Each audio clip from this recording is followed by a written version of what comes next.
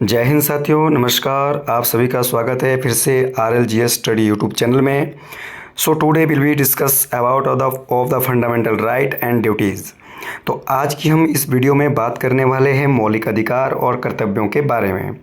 तो आपकी जानकारी के लिए मैं बता दूं कि आज के इस जो टॉपिक में हम मॉक टेस्ट के माध्यम से जो है मौलिक अधिकार और मौलिक कर्तव्य का जो टॉपिक है वो सॉल्व करने वाले हैं।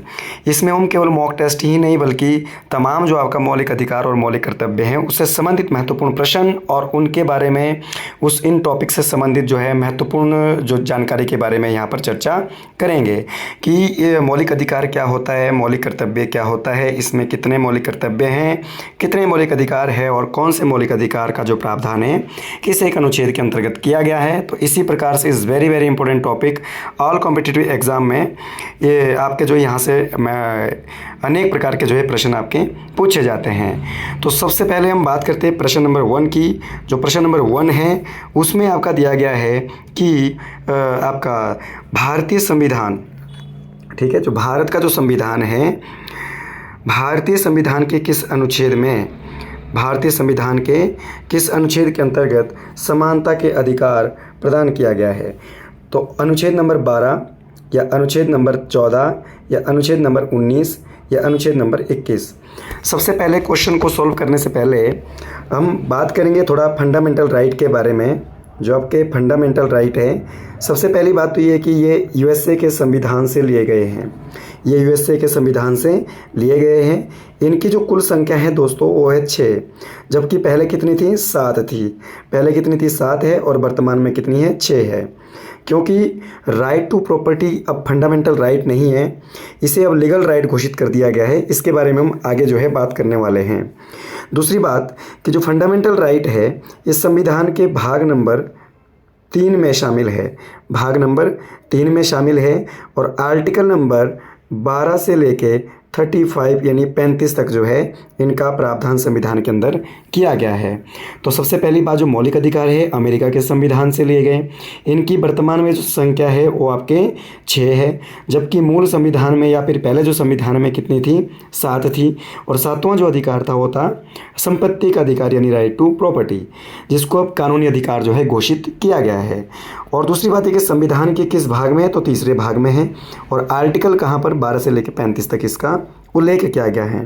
तो सबसे पहली बात, अगर क्वेश्चन 12 की अगर बात करें तो क्वेश्चन नंबर जो 12 है उसमें बात की गई है कि संविधान के किस अनुच्छेद के अंतर्गत समानता का अधिकार जो है वो प्रदान किया गया है। तो सबसे पहले जो अनुच्छेद नंबर 12 है, 12 में अधिकार की जो है परिभाषा की बात की गई है। तो अनुच्छेद नंबर 12 में क्या बोला गया कि अधिकार किसे कहते हैं। अधिकार व्यक्ति की वो मांग होती है जिसे आपका जो है दैनिक आवश्यकताओं को पूरा करने के लिए व्यक्ति की वो मांग होती है, जिसे राज्य सरकार के द्वारा पूरा करवाया जाता है और न्यायालय के द्वारा उसकी रक्षा की जाती है, उसे अधिकार कहा जाता है। तो अनुच्छेद नंबर 12 में उसका जिक्र किया गया है। ठीक है, अनुच्छेद नंबर 14 में इज द करेक्ट आंसर। इसमें इस अनुच्छेद के इस जो क्वेश्चन का जो सही आंसर रहेगा वो रहेगा अनुच्छेद नंबर 14, क्योंकि उसमें समानता के अधिकार की बात करी गई। आर्टिकल नंबर 14 से लेकर 18 तक 14 to 18 तक जो है राइट टू इक्वलिटी यानी समानता के अधिकार की बात की गई है। अनुच्छेद नंबर 19 की अगर बात करें तो इसमें जो है 6 प्रकार की स्वतंत्रताओं का उल्लेख किया गया है।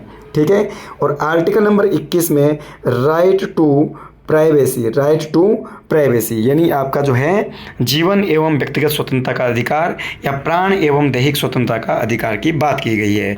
तो इस क्वेश्चन का जो सही आंसर होगा दोस्तों ऑप्शन नंबर आपका जो है B is correct answer, article number 14।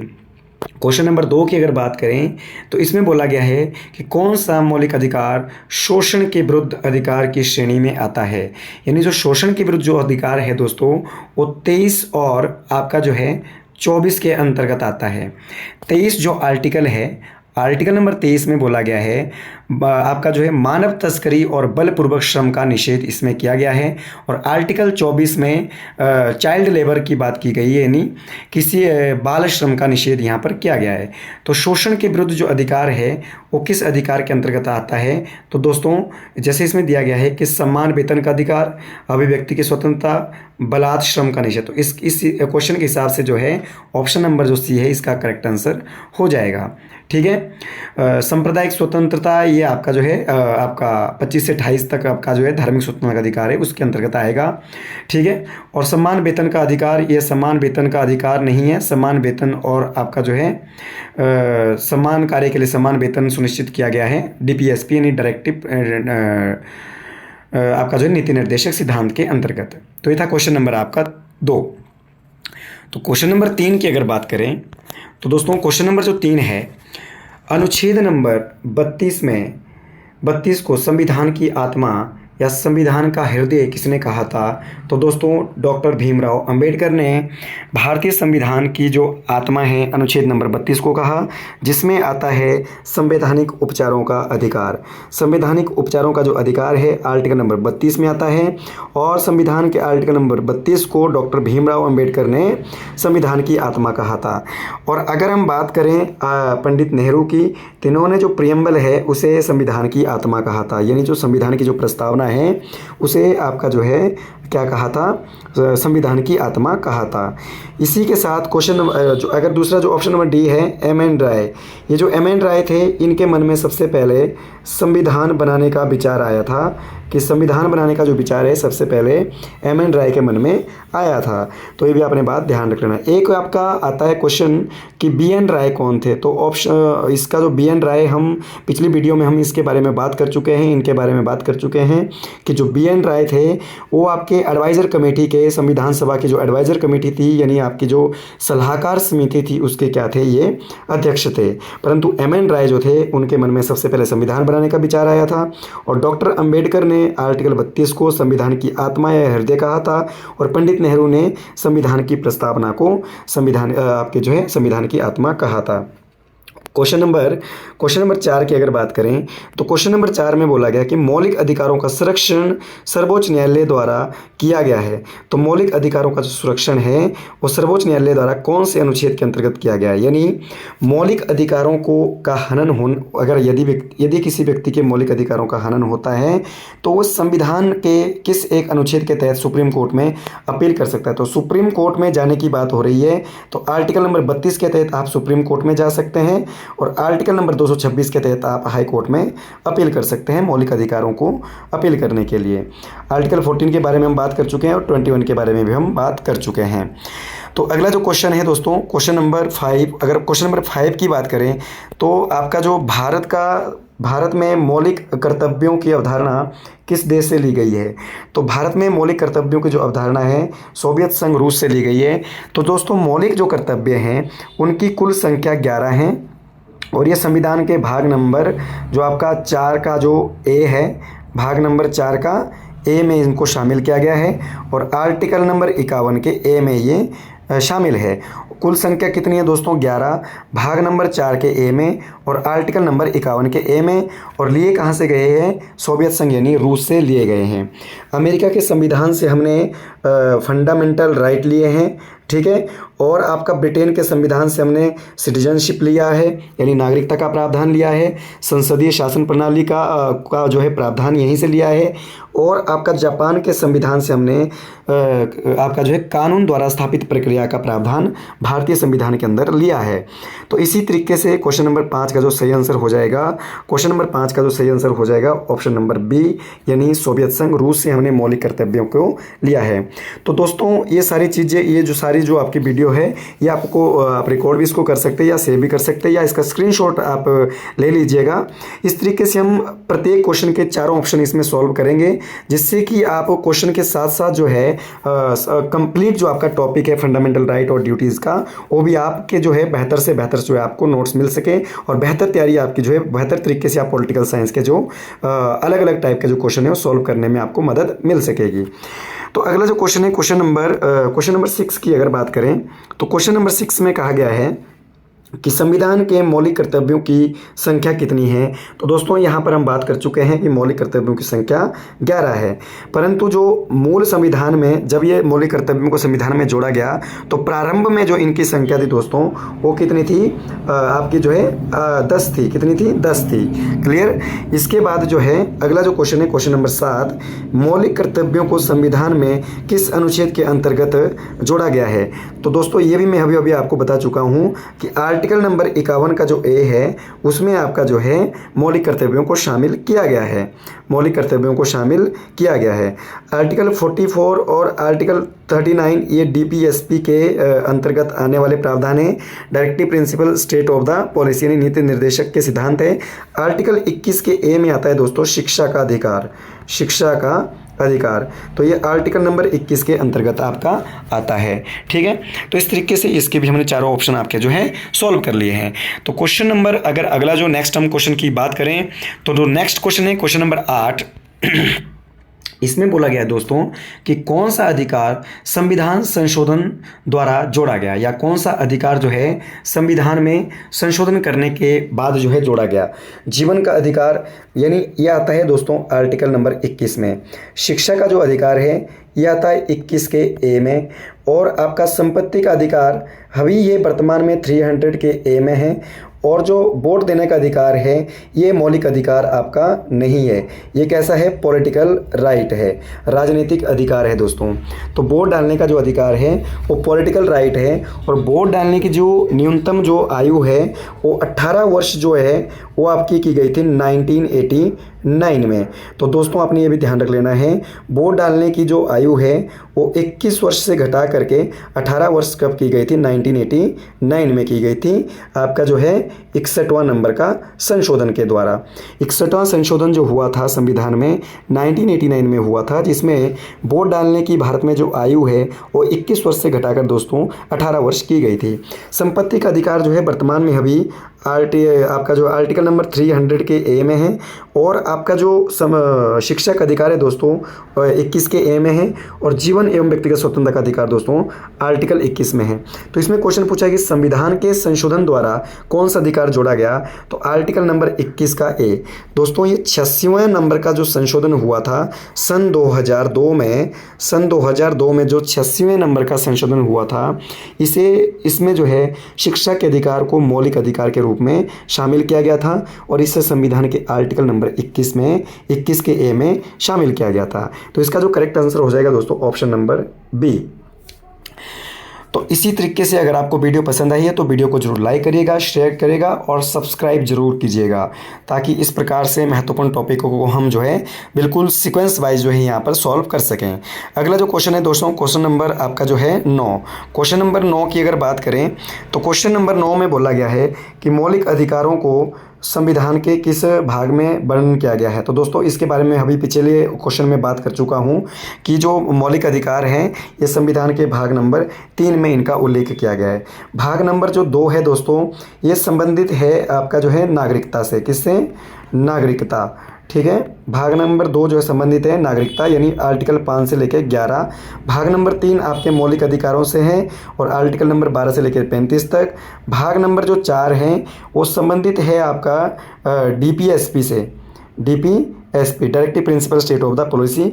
और भाग नंबर जो 5 है वो आपका संघीय जो आपकी कार्यपालिका है उसके बारे में बात इसमें की गई है, जिसमें राष्ट्रपति, उपराष्ट्रपति, प्रधानमंत्री और मंत्रिमंडल के बारे में बात की गई है। तो ये था आपका क्वेश्चन नंबर 9। तो क्वेश्चन नंबर 9 का जो करेक्ट आंसर होगा ऑप्शन नंबर बी यानी भाग नंबर 3। अगला जो क्वेश्चन है क्वेश्चन नंबर 10। क्वेश्चन नंबर 10 की दोस्तों अगर बात करें तो क्वेश्चन नंबर जो 10 है इसमें पूछा गया है कि कौन सा अधिकार संविधान द्वारा निषिद्ध नहीं किया गया। निषिद्ध का मतलब होता है कि निम्नलिखित में से कौन सा ऐसा अधिकार है जिसका प्रतिबंध हमारा संविधान में नहीं किया गया है। ठीक है, जिसको जो है जिसके बारे में जो है हमारा जो संविधान है वो प्रतिबंध नहीं लगाता या जिसके ऊपर हमारा संविधान में प्रतिबंध नहीं लगाया गया। तो सबसे पहले सामाजिक भेदभाव। तो दोस्तों सामाजिक भेदभाव को करना, समाज के किसी भी नागरिक के साथ भेदभाव करना कानूनी रूप से आपका जो है कानूनी जुर्म है। तो इसके ऊपर हमारा संविधान प्रतिबंध लगाता है। तो ये आपका ऑप्शन ए आपका गलत हो जाएगा। दास्ता, तो किसी भी व्यक्ति को दास्ता या गुलाम नहीं बनाया जा सकता, इसके बारे में हमारा संविधान जो है वो प्रतिबंध लगाता है। इसके अलावा विवेक, धर्म और उपासना की स्वतंत्रता।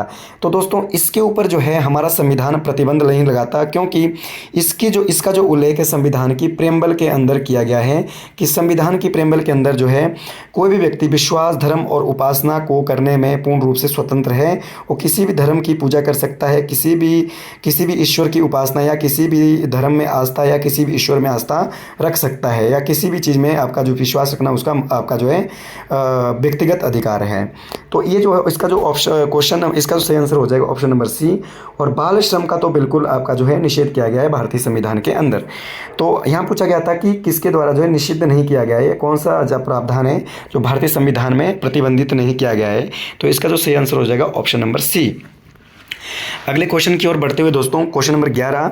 तो क्वेश्चन नंबर 11 की अगर बात करें, किस मामले में सर्वोच्च न्यायालय ने कहा कि मौलिक अधिकारों को संवैधानिक संशोधन द्वारा बदला जा सकता है। ठीक है, तो ये जो इसका जो सही आंसर था दोस्तों शंकरी प्रसाद जो मामला।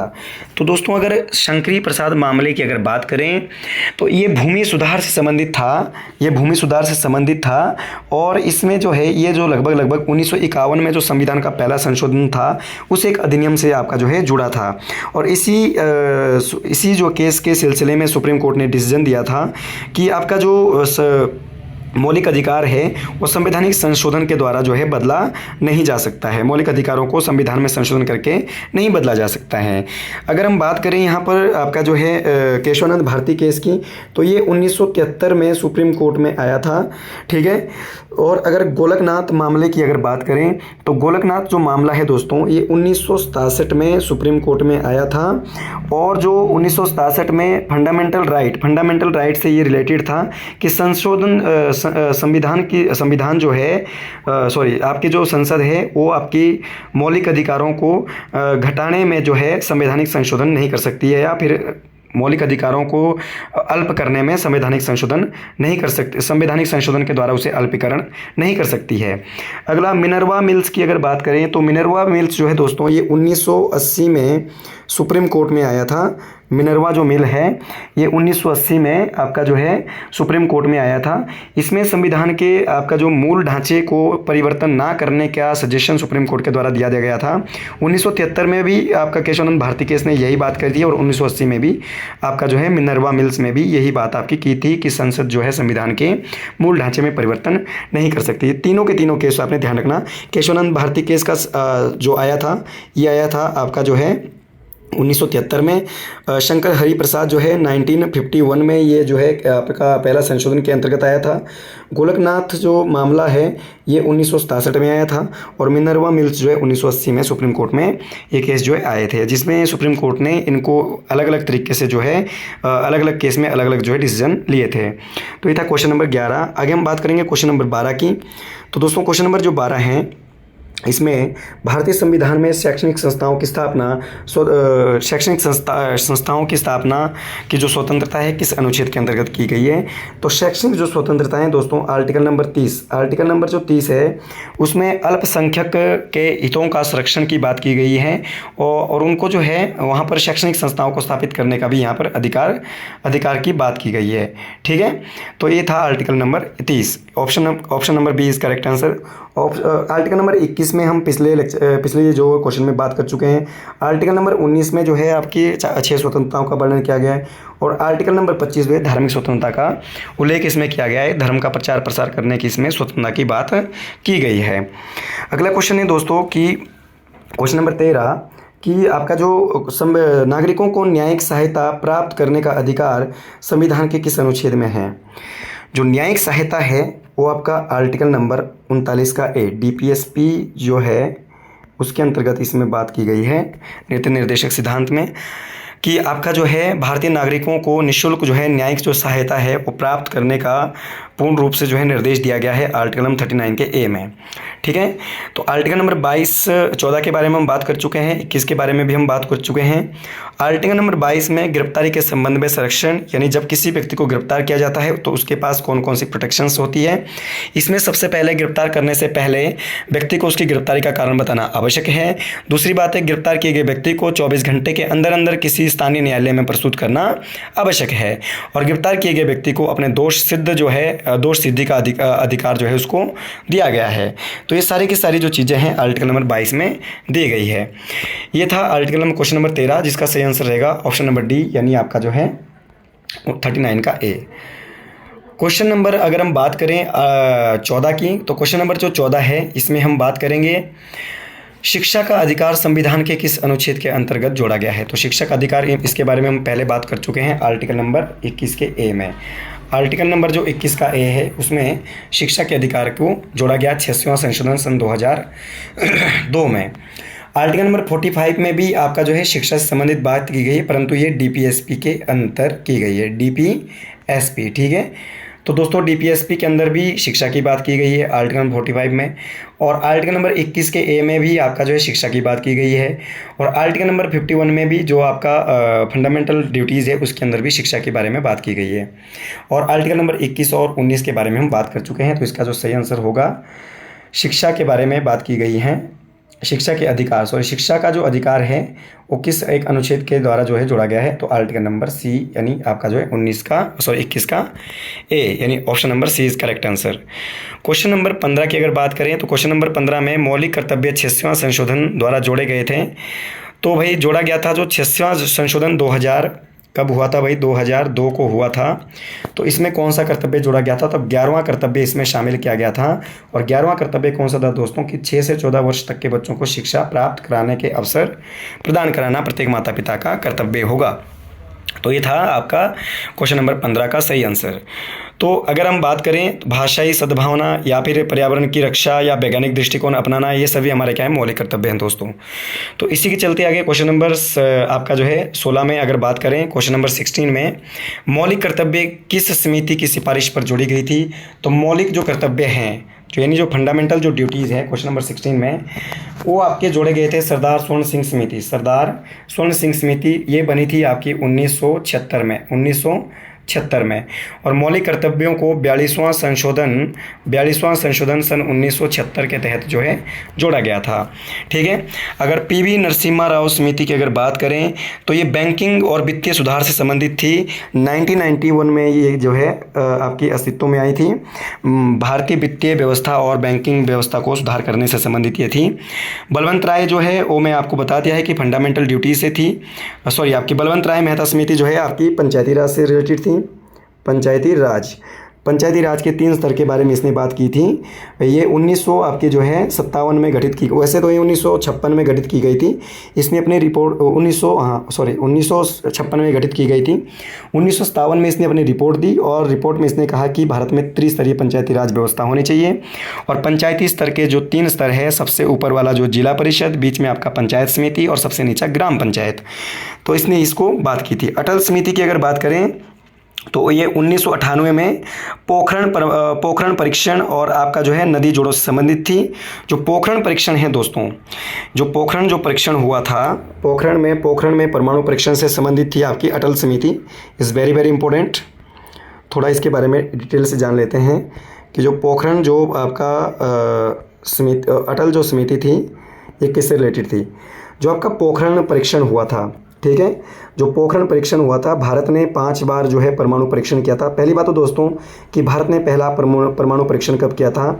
तो 18 मई 1974 को किया था, ठीक है। भारत का यह पहला परमाणु परीक्षण था, जिसके बाद जो है भारत को परमाणु संपन्न राष्ट्रों में जो है शामिल किया गया था। इसके बाद, और ये जो पहला परमाणु परीक्षण जो हुआ था भारत की ओर से पोखरण के अंदर 18 मई 1974 में, उसका जो परमाणु का जो नाम था वो था आपका जो स्माइलिंग बुद्धा जो है भारत द्वारा किया गया पहला परमाणु का नाम था।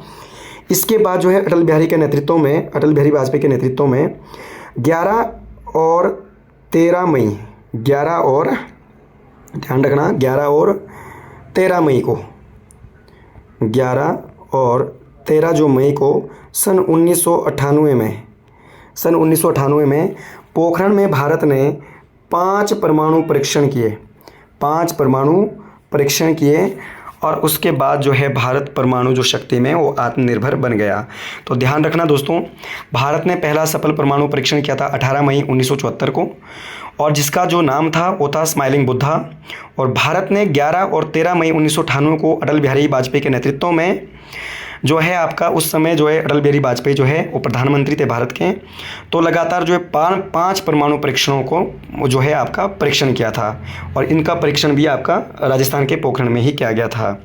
तो ये जो अटल समिति थी इससे रिलेटेड ही थी, ठीक है, और साथ में नदी जोड़ों से रिलेटेड भी थी। ये था क्वेश्चन नंबर 16। क्वेश्चन नंबर 17 की अगर बात करें दोस्तों, तो क्वेश्चन नंबर जो 17 है, तो क्वेश्चन नंबर 17 में हम बात करेंगे कि निम्नलिखित में से कौन सा मौलिक अधिकार केवल भारतीय नागरिकों को प्राप्त है। तो ऐसा कौन सा अधिकार है जो केवल भारतीय नागरिकों को प्राप्त है। तो दोस्तों जो भारतीय नागरिकों को प्राप्त है, जीवन का अधिकार सभी को प्राप्त है, धार्मिक स्वतंत्रता का अधिकार ये भी सभी को प्राप्त है, समानता का अधिकार ये भी सभी को प्राप्त है, भाषा और अल्पसंख्यकों की शिक्षा में सुधार, तो ये जो है केवल भारतीय नागरिकों को प्राप्त हैं।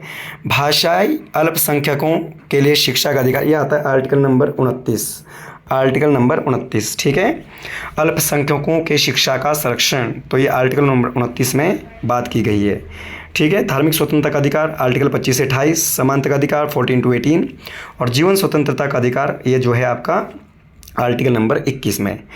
क्वेश्चन नंबर 18 की अगर बात करें, तो क्वेश्चन नंबर जो 18 है, इसमें भारत में कौन सा मौलिक अधिकार न्यायिक संरक्षण नहीं रखता। मतलब भारत का कौन सा ऐसा अधिकार है, संविधान का में ऐसा कौन सा मौलिक अधिकार है जो न्यायिक संरक्षण जिसे प्राप्त नहीं है। धार्मिक स्वतंत्रता का अधिकार, संपत्ति का अधिकार, जीवन का अधिकार और बोलने का अधिकार। तो इसमें से जो आपका यानी आपका न्यायिक संरक्षण उन्हीं अधिकारों को प्राप्त होता है दोस्तों जो फंडामेंटल राइट की श्रेणी में आते हैं। तो इनमें से जो राइट टू प्रॉपर्टी है वो फंडामेंटल राइट नहीं है, ठीक है। अब वो कैसा राइट है पहले भी मैं बता चुका हूँ, लीगल राइट है। तो इसका जो सही आंसर हो जाएगा दोस्तों वो हो जाएगा आपका ऑप्शन नंबर बी, यानी संपत्ति का अधिकार, ठीक है। बाकी सभी अधिकारों को आपका जो है न्यायिक संरक्षण प्राप्त है क्योंकि मौलिक अधिकारों की श्रृंखला में आते हैं। क्वेश्चन नंबर 29 की अगर बात करें तो 19 की अगर बात करें को अभिव्यक्ति की स्वतंत्रता किस अनुच्छेद के अंतर्गत की गई है, यानी बोलने यानी विचार प्रकट करने की स्वतंत्रता जो है आर्टिकल नंबर 19 में की गई है। आर्टिकल नंबर 15 में आपकी बात की गई है भेदभाव का निषेध, 17 में अस्पृश्यता की समाप्ति की बात की गई है, और आर्टिकल 22 में गिरफ्तारी के संबंध में अधिकार की बात की गई है।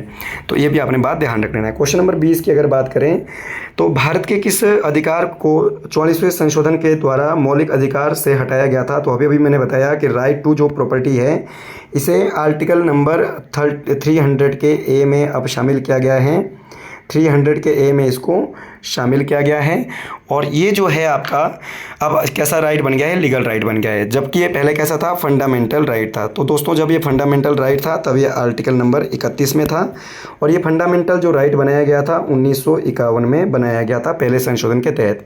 51 में जब ये फंडामेंटल राइट बना तभी से आर्टिकल नंबर 31 में रखा गया, और जब 31 के बाद 1978 में 44वां संशोधन कब हुआ था दोस्तों, 1978 में हुआ था।